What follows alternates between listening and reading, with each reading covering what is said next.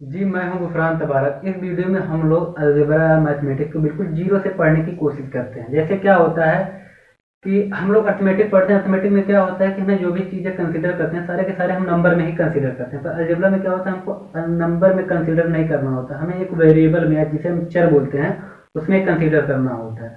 तो उसमें क्या होता है, जैसे हम लोग अर्थमेटिक में पढ़ते हैं, जैसे हमारा अर्थमेटिक में क्या होता है कि अर्थमेटिक में हमें बोल दिया जाए कि 30 में क्या जोड़ें कि 36 हो जाए, तो हम लोग सिंपली यही करते हैं, 30 में क्या जोड़ें कि हमारा 36 हो जाए। तो हम लोग सिंपल से एक ही चीज़ फॉलो करते हैं कि 36 में से 30 को घटा दो, जो भी दोनों का डिफरेंस आएगा, यानी कि हमें 6 जोड़ेंगे तो हमारा 36 हो जाएगा। तो हम लोग ऐसे प्लस 6 कर देते हैं।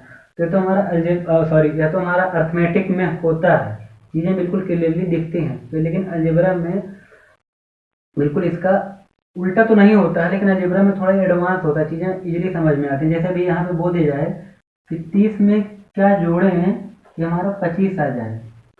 अब ऐसा तो कोई नंबर आज तक बना ही नहीं है कि जो 30 में जोड़ दें हमारा 25 आ जाए। कोई नंबर है नहीं। सबसे छोटा नंबर लेंगे 1 लेंगे, या उससे भी छोटा नंबर पॉइंट में आ जाएंगे, दशमलव में आ जाएंगे। जितने भी छोटे नंबर लेंगे 30 में जुड़ेगा तो 30 से बड़ा ही नंबर देगा, 30 से छोटा नंबर नहीं दे सकता।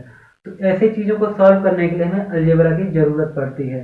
तो आइए देखते हैं अलजेब्रा को बिल्कुल एकदम जीरो से ही देख।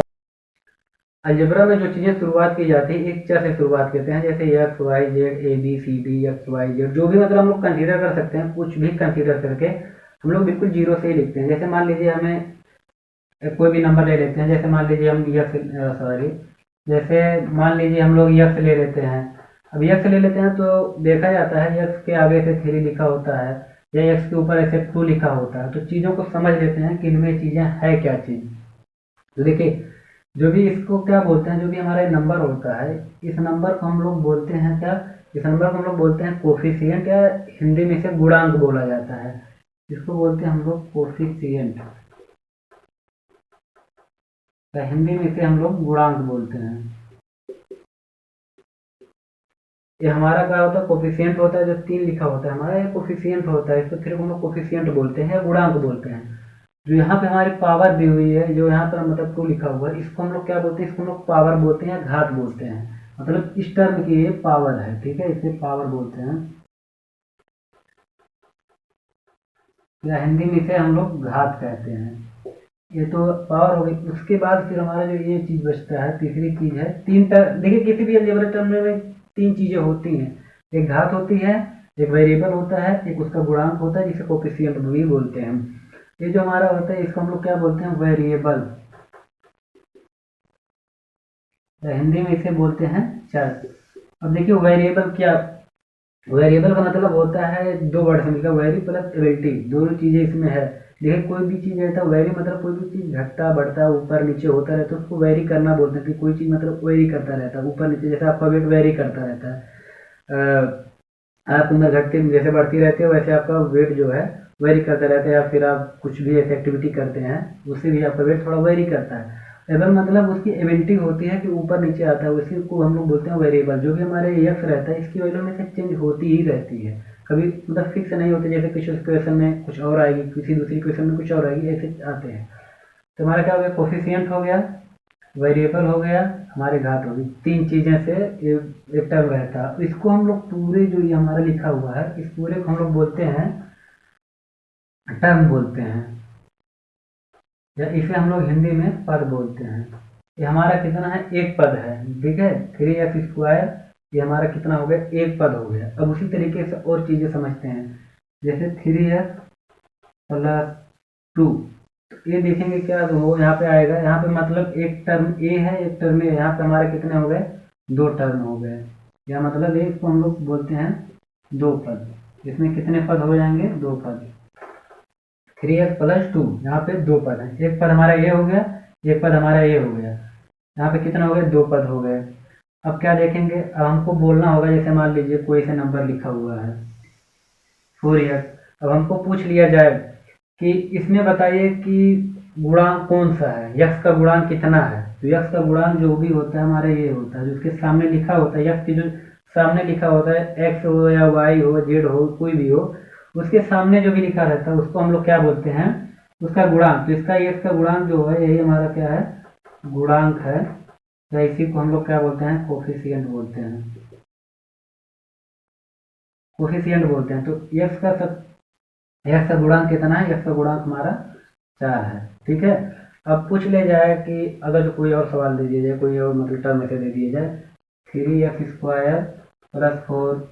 अब पूछ लिया जाए इसमें जो है 3x² जो हमारा टर्म है, पूछ लिया जाए इसका जो है अधिकतम घात कितना है या मैक्सिमम पावर इसकी कितना है। तो मैं अधिकतम घात या मैक्सिमम पावर जो हमारा जो भी नंबर जैसे 4 हो गया, 3 हो गया, 2 हो गया, या x हो गया, y हो गया, z हो गया, a हो गया, b हो गया, इसके ऊपर देखिए क्या होता है, हमारी एक पावर लगी होती है, सबके ऊपर पावर लगी होती है। कभी भी कंसीडर करेंगे तो इसकी पावर 0 नहीं होती है, पावर हमेशा 1 होती है। कोई भी नंबर हो, कोई भी कुछ भी हो, उसकी पावर हमेशा 1 होती है। अगर जो 0 होती है तो वहाँ पे लिख के हमको दे दिया जाता है। मान लीजिए x है तो यहाँ पे इसकी पावर क्या होती है, हमें 1 कंसीडर करते हैं। यहाँ पे दिया नहीं रहता लेकिन हम लोग 1 ही उसको कंसीडर करते हैं। मैथमेटिकल प्रूफ को 1 मतलब 1 वैसे लिखा नहीं जाता फिलहाल, लेकिन 1 हम लोग मतलब वहाँ पे 1 रहता है लेकिन हम लोग लिखते नहीं। ठीक है, अगर 0 रहता है तो वहाँ पे लिखा रहता है x की पावर 0, तो उसकी वैल्यू हमारी 1 हो जाती है। यहाँ पे उसको छोड़िए, आप पहले इसको देखते हैं। 3x² + 4 है। यहाँ पे पूछ लिया जाए कि यहाँ पे इसकी अधिकतम घात या इस पूरे इक्वेशन की अधिकतम घात कितनी है। तो अधिकतम घात जब हम बताएंगे तो इसकी अधिकतम घात जो होगी हमारी x² ऊपर देखिए 2 लगा हुआ है, अधिकतम घात कितनी हो जाएगी, यहाँ पे अधिकतम घात 2 होगी। ठीक है, कोई भी इक्वेशन हो ऐसे पूछ लिया जाए उसकी अधिकतम घात कितनी है तो हमारी कितना हो जाएगी, 2 हो जाएगी। अब मान लीजिए कोई और इक्वेशन आ जाता है आपके सामने, उसमें भी ऐसा पूछ लिया जाता है कि उसकी अधिकतम घात, जैसे अब पूछ लिया गया 4x² + yz। अब ये नंबर आ गया। अब इसमें अगर जो पूछा जाता है कि बताओ इसमें जो है मैक्सिमम घात कितनी है। ठीक है, अगर इसमें पूछा जाता है मैक्सिमम पावर कितनी है या अधिकतम घात कितनी है, तो इसके लिए हम लोग क्या करते हैं, यहाँ पे देखिए हमारा 2 दिया हुआ है, अधिकतम घात 2 है, लेकिन इसमें क्या देखते हैं y और z, तो यहाँ पे देखिए 1 होता है, y की भी पावर 1 होती है। जब गुणा करते हैं ना, जैसे इन दोनों के बीच में देखिए कुछ दिया नहीं है, इन दोनों के बीच में देखिए yz है, yz के बीच में एक गुणा का चिन्ह होता है या मतलब मल्टीप्लाई का सिंबल साइन होता है इन दोनों के बीच में। मतलब ये लोग जैसे हम लोग 3 × 2 लिखते हैं, बस इसी तरीके से इसको भी लिखा गया है। इसको ऐसे है, ऐसे कहीं आप देखते होंगे 3 ऐसे डॉट ऐसे 2 लिखा होता है, बस उसी तरीके से ये भी लिखा हुआ है। ठीक है, तो इसको हम लोग जोड़ देते हैं तो ये भी क्या हो जाएगा, 1 + 1 2 हो जाएगा। तो इसकी चाहे आप इसको मानिए अधिकतम घात, चाहे इसको अधिकतम घात मानिए, कोई फर्क नहीं पड़ता। तो इसकी अधिकतम घात जो हो जाएगी या मैक्सिमम पावर जो हो जाएगी, अधिकतम घात जो होगी ये भी 2 हो जाएगी। ये तो हुई हमारी ये चीज हो गई। अब मान लीजिए कोई और आ जाता है, कोई और इक्वेशन आता है, जैसे 4x² + 3yz इंटू यहाँ पे हमारा कुछ और कंसीडर कर लेते हैं, मान लीजिए x हो गया। मान लीजिए ऐसा कुछ आया है 4x² 3yz इंटू x आया। अब इसमें पूछ लिया गया कि इसकी मैक्सिमम घात कितनी होगी, इस पूरे एक्सप्रेशन की मैक्सिमम घात कितनी होगी।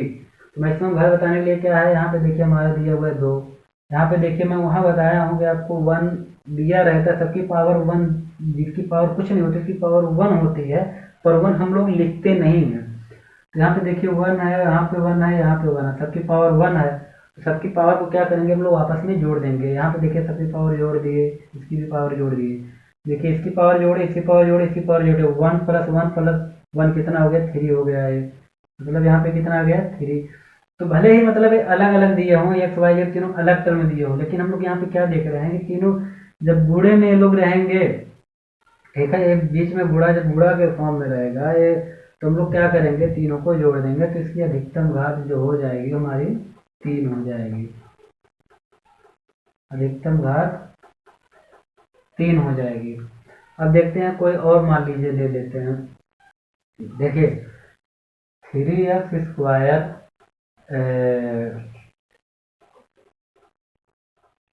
4y जैसे लिखा हुआ है, 4y जो होता है एक टर्म होता है। ठीक है, ये टर्म है, लेकिन हम लोग क्या करते हैं, कई सारे टर्म से मिलकर हमारा एक एक्सप्रेशन बनता है जिसे हम लोग बोलते हैं बीजीय व्यंजक बोलते हैं, या जिसे हम लोग बोलते हैं अलजेब्रिक एक्सप्रेशन बोलते हैं। इसी तरीके से जैसे 4y है, +2 यहाँ पे लिख देंगे तो हमारा अब एक टर्म, ये 2 टर्म हो गया है। एक टर्म हमारा यहाँ से लेके यहाँ तक एक टर्म है, दूसरा टर्म हमारा ए है, तो ये 2 टर्म बन गए हैं। ठीक है, ये फिलहाल 2 टर्म है, एक 4y है, दूसरा टर्म क्या है, पहला टर्म है, ये दूसरा टर्म है, तो हमारे यहाँ पे 2 टर्म हो जाते हैं। तो इसी तरीके से अगर जो और बड़े टर्म होते हैं, जैसे जैसे कई सारे टर्म से मिलकर एक एक्सप्रेशन बनता है, उसमें चाहे आप एक टर्म जोड़, 2 टर्म मतलब एक से ज़्यादा टर्म रहेंगे तो उसको टर्म रहेंगे, उसको हम एक्सप्रेशन बोलते हैं। जैसे 4x² + 2xy + 3yz + 1, ये हमारा जो होता है हमारा एक एक्सप्रेशन है। हमारा ये जो है एक्सप्रेशन एक टर्म नहीं है, इसमें कई सारे टर्म हैं। देखिए यहाँ से लेके यहाँ तक हमारा एक टर्म है, यहाँ से लेके यहाँ तक दूसरा टर्म है, यहाँ से यहाँ तक तीसरा है, और हमारा ये चौथा है। देखिए 1 2 3 4, इसमें 4 टर्म्स हैं, इसमें 4 टर्म है। देखिए एक ए है, दूसरा ए है, तीसरा ए, चौथा है। जैसे हम लोग कैसे पहचानेंगे कि कौन सा मतलब कितने टर्म है कितने टर्म्स नहीं है। देखिए क्या होता है, जो भी टर्म्स होता है वो गुणा व भाग से बिल्कुल भी नहीं पहचाना जा सकता है। तो टर्म्स देखिए 2 नंबरों के बीच में, जैसे 2 टर्म्स के बीच में अगर गुणा भाग लगा हुआ हो तो एक टर्म्स होता है। जैसे एग्जांपल ले लीजिए, मान लीजिए 3x × 4y अगर जो दिया हुआ हो तो ये हमारा एक टर्म्स होता है, पूरा का पूरा जो है एक टर्म्स को कंसिडर करेंगे। ठीक है, अगर दूसरा कोई एग्जांपल है 4y + 3z, अगर जो है तो 4y इंटू कर देंगे तो ये भी हमारा एक टर्म्स हो जाएगा। देखिए टर्म्स क्या है, मतलब ये भी एक पद है, ये भी एक पद है, पूरा एक पद है, और ये भी मतलब पूरा एक ही पद है। अब आप सोचेंगे, खुद सोचेंगे, अभी मैंने यहाँ बताया कि आपको ये 4 टर्म्स हैं, इसमें 2 टर्म्स है क्योंकि इसमें भाग लगा, इसमें गुणा लगा हुआ, तो इसमें बता दूं कि जो गुणा भाग होता है उससे हमारे टर्म्स अलग नहीं होते हैं। गुणा भाग मतलब ये बोला जाए कि गुणा भाग जैसे जो भी जिसमें लगा हुआ वो हमारे टर्म्स अलग नहीं होते। टर्म्स हमारे अलग होते हैं, जो भी टर्म्स हमारे अलग होते हैं वो मतलब प्लस और माइनस से ही अलग होते हैं। जैसे एग्जांपल के लिए 3x + 4y, हमारे इसमें अब 2 टर्म्स होंगे। देखिए दोनों के बीच में एक साइन लगा हुआ प्लस का, 3 एक ये हो जाएगा, एक ये हो जाएगा, या फिर ऐसे हो जाएगा 2y - 3z, तो इसमें भी 2 टर्म्स हुए हैं हमारे। एक टर्म्स ए है हमारा, एक टर्म ए है, 2 टर्म्स हुए। जब भी मतलब टर्म्स रहता है वो मतलब प्लस माइनस से ही अलग होता है, हमारा गुणा भाग से बिल्कुल नहीं अलग नहीं होता। गुणा भाग से हमारा एक टर्म बनता है। देखिए जो बीच में लगा गुणा भाग, इसको आप लोग ऐसे समझ लीजिए 2 चीज जोड़ेंगे तो हमारा एक चीज होगा ना, 2 चीज जोड़ेंगे मतलब 2 चीजों को जोड़ के एक चीज बनाई गई। इतना जो है करने के लिए 2 टर्म्स जोड़ के एक एक्सप्रेशन बनाया गया है। इसमें भी 2 टर्म्स को जोड़ के एक एक्सप्रेशन बनाया गया। देखिए एक ए है, एक ए है एक्सप्रेशन, लेकिन इसमें क्या होता है, इसमें मतलब इसमें एक ही चीज होती है, इसमें एक ही चीज है ना। जैसे इसी को हम लोग डिवाइड कर रहे हैं, इसे डिवाइड कर रहे हैं, तो हमारा एक ही टर्म्स हो रहा है। जैसे मान लीजिए आप 2 चीजें लेके आ रहे हैं, जैसे टोकरी में लेके कई सारी चीजें हो जाएंगी ना, कई सारे, जैसे एक टोकरी में आप फल लेके आ रहे हैं, उसमें एप्पल भी है, बनाना भी है, मैंगो भी है, कई सारी चीजें हैं, तो उसमें क्या होगा, उसके कई सारे मतलब कई चीजें उसमें मतलब तीनों को जोड़ेंगे तो क्या होगा, एक टोकरी फल होगा। तो इसी तरीके से भी है, इसमें कई सारे टर्म्स मिलके इसमें देखिए, मान लो ये आम है, इसमें देखिए ये आम है, अंगूर है, संतरा है, केला, तो सारे जो है फल मिलके हमारे जो है एक बास्केट में क्या हो गए कि हमारे फ्रूट की एक बास्केट हो गई। लेकिन इसमें क्या है कि हमारा जो है एक ही, क्या बोलते हैं, एक जो मतलब ऐसे समझ लीजिए कि 1 दर्जन केले हैं, उसको 4 लोगों में हम लोग डिवाइड कर रहे हैं, तो 4 लोगों में जब हम लोग डिवाइड कर रहे हैं तो केले ही तो है, मतलब एक ही के दर्जन केला है। ये भी मतलब ऐसे समझ लीजिए कि 1 दर्जन केला मतलब केले हैं, 1 दर्जन केले हैं, ये है, उससे 3 गुना और केले आ गए हैं। तो ऐसे समझ लीजिए कि मतलब केले ही तो हुए, बाकी और कुछ ज़्यादा हुआ ही नहीं। लेकिन इसमें क्या है, एक टोकरी में कुछ चीज़ें हैं, मतलब केले हैं, कुछ मतलब अंगूर हैं, कुछ सेब हैं, कुछ संतरे हैं, ऐसे करके कुछ चीज़ें हैं। तो इस चीज़ों को हम लोग ऐसे ही समझते हैं। तो हमारा हो गया बेसिक अलजेब्रा। और भी चीज़ें इसमें देखिए क्या क्या है, जैसे भी कोई बड़ा सा एक्सप्रेशन आ जाए, 4x² + 3yz² यहाँ पे है, + 4y² × z हो गया, + 4p²। अब इसमें हमको बोला जाए कि इसमें बताइए कि अधिकतम घात इसकी कितनी है। तो अधिकतम घात करने के लिए यहाँ देखिए अधिकतम घात 2 है इस टर्म की, इस टर्म की देखिए कितनी है। देखिए यहाँ पे बोला ना, तो मैं जो भी घात नहीं दिया तो उसकी घात हमेशा 1 होती है, इसकी घात 1 हो गई। यहाँ पे देख क्या रहे हैं 2 है, ठीक है, 2 1 3, इसकी घात अधिकतम घात 3 है। इसकी देख रहे हैं क्या हो गई, 2 है, ये मतलब इसकी 1 होगी, जेड है तो इसकी कितनी अधिकतम हो गई, 3 हो गई। जो 4 है ये पी है, और यहाँ देखिए यहाँ पी है, इसकी घात कितनी अधिकतम, मतलब अधिकतम जो घात है वो 2 है। तो हमको बताना हो इसकी अधिकतम घात कितनी है, तो हमें अधिकतम घात कितनी है, अधिकतम घात इसमें हमको बताना हो कितनी हो, तो अधिकतम घात 3 है। अब ऐसे भी क्वेश्चन आ जाते हैं, बताइए किस टर्म की सबसे अधिकतम घात है, या मतलब किस टर्म की मैक्सिमम पावर किस टर्म की है। तो मैक्सिमम पावर जब बतानी होगी किस टर्म की, तो देखिए हमारा मैक्सिमम पावर, इसकी भी मैक्सिमम पावर कंसीडर होगी, इसकी भी मैक्सिमम, तो हम लोग किसी एक को लिख देंगे, नहीं तो हम लोग दोनों को ही लिखते हैं। देखिए 3y जेड स्क्वायर या इसकी 4y स्क्वायर इंटू जेड, इस दोनों की पावर जो होती है हमारी सबसे मैक्सिमम है इस एक्सप्रेशन में। आइए देखते हैं और भी चीज़ें। देखिए हमारे कई सारे टर्म से मिलके ही हमारा जो है एक्सप्रेशन बनता है। देखिए एक टर्म से है, एक टर्म से है, एक टर्म से है, एक टर्म से है, मतलब 4 टर्म मिलकर हमारे एक्सप्रेशन बना, मतलब कितने भी टर्म्स हो सकते हैं, 1 2 3 4 5 जितने भी आप लिख सकते हैं उतने भी टर्म्स हमारे इसमें होते हैं। देखते हैं कुछ दूसरा क्वेश्चन। देखिए जो हमारा टर्म जो होता है वो सिंगल का जो रहता है, एक टर्म रहता है, तो उसको हम मोनोमियल बोलते हैं। ठीक है, जो भी हमारा सिंगल टर्म होता है, कोई भी टर्म होता है वह जो सिंगल है तो उसको मोनोमियल बोलते हैं। जैसे भाई हमारा हो गया जैसे 5x⁻3, अगर जो ए है तो इसको हम लोग मोनोमियल बोलते हैं, या हिंदी में से एक पद बोलते हैं, एक पद हो गया है हमारा, इसको हम लोग बोलते हैं मोनोमियल। ये मोनोमियल हो गया। अब इसमें क्या कहते हैं, अगर जो कोई अगर इसी टर्म से कोई और दूसरा टर्म भी जुड़ा हो, जैसे क्या हो गया 5x² हो गया प्लस 2x हो गया, इसमें क्या है, 2 पद है, एक ए है एक ए है, इसको हम लोग क्या बोलेंगे, इसको हम लोग बोल देंगे द्विपद बोलते हैं, इसको बोलते हैं बायनोमियल। बायनोमियल क्यों, इसको 2 पद क्यों है, देखिए एक हमारा 5x² हमारा एक ए हो गया और दूसरा ए हो गया, क्योंकि इसमें एक पद ए है दूसरा ए है। देखो मैं तो क्या होगा, जब प्लस माइनस बीच में आ गया किसी दो मतलब टर्म्स के बीच में प्लस माइनस है, तो वहीं से क्या होता है ब्रेक हो जाता है, वहीं से मतलब बट जाते हैं और अलग अलग एक्सप्रेशन में बदल जाते हैं, मतलब सॉरी वो अलग अलग टर्म्स बन जाते हैं वहीं पे। ये क्या हो गया, एक टर्म से है एक टर्म से है, हमारा ये क्या हो गया द्विपद हो गया, इसे बायनोमियल बोलते हैं। अब तीसरा क्या होता है, उसमें होता है त्रिपद बोलते हैं उसको, जैसे मान लीजिए जिसमें 3 टर्म्स आ गए, या फिर देख लीजिए जैसे 4x² इंटू 4xy हो गया प्लस 3z हो गया प्लस 3y² है, इसको हम लोग क्या बोलते हैं, देखिए एक टर्म से हमारा है, एक टर्म ए है, एक टर्म ए है, यानी कितना हो गया 3 टर्म हो गए, तो इसको हम लोग क्या बोलेंगे, त्रिपद बोलेंगे, ऐसे हम लोग बोलेंगे ट्राइनोमियल। ठीक है, इसके अलावा क्या होता है, अब कोई इक्वेशन है जिसमें कई सारे टर्म्स हो, देखिए एक तो रहेगा तो एक पद हो जाएगा, दूसरा रहेगा तो 2 पद हो जाएगा, तीसरा रहेगा तो 3 पद हो जाएगा, तो कई सारे टर्म्स आ जाए, मतलब मोर देन 3 टर्म्स, मतलब 3 से ज़्यादा आ जाए, जैसे क्या होगा 4x² plus 3y plus 3xy plus 4z plus 5² plus 3। अब देख रहे हैं यहाँ पे कितना आ गया, मतलब 3 से ज़्यादा टर्म्स आ गए, एक टर्म से हो गया, दूसरा टर्म से हो गया, तीसरा टर्म से हो गया, चौथा ए हो गया, पांचवा ए हो गया और छठा हमारा ये हो गया। कितने देख रहे हैं 1 2 3 4 5 6, हमारा तो 6 टर्म्स आ गए। तो ऐसे टर्म्स को हम लोग क्या बोलते हैं, जो भी जिसमें मतलब 3 से ज़्यादा टर्म होते हैं उसको हम लोग बहुपद बोलते हैं, यानी कि उसमें एक से ज़्यादा टर्म्स हैं, इसको हम लोग क्या बोलेंगे, बहुपद बोलेंगे।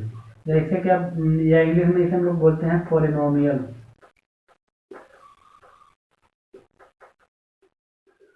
कितने टर्म हो गए इसमें, मतलब देखिए एक पद होगा तो हमारा मोनोमियल, दूसरा 2 पद होगा तो 2 पद मतलब द्विपद या बायनोमियल, तीसरे में क्या है कि हमारा 3 पद है तो ट्रिनोमियल, चौथे में क्या है कि मतलब ये हमारे चौथे जो होता है उसमें मतलब 3 से ज़्यादा होंगे तो उसको बहुपद बोलते हैं, या हम लोग बोलते हैं पॉलिनोमियल।